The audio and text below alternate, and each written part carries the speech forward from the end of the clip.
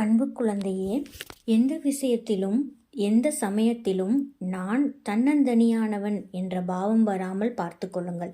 உங்களுக்கு துணையாக நான் இருக்கிறேன், என்றும் இருப்பேன்.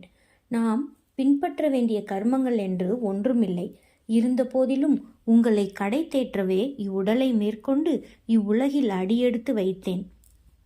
நான் ஜனன மரணத்திற்கு அப்பாற்பட்டவன். என் இச்சையே நிறைவேறும். என்னை ஆராதிப்பவர்கள் இருக்கும் வரை என் அனுபூதிகள் தோன்றிக்கொண்டே இருக்கும். நான் இருக்கிறேன் என்ற உண்மையை தெரிவிக்கும். என் கதைகளை வெறும் கதைகளாக நினைக்காதீர்கள். அவற்றை என் உண்மை வடிவம் என்றே கருதுங்கள்.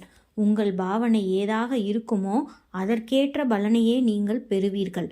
உங்கள் பாவனை ஏதாக இருக்குமோ அதற்கேற்ற பலனையே நீங்கள் பெறுவீர்கள்.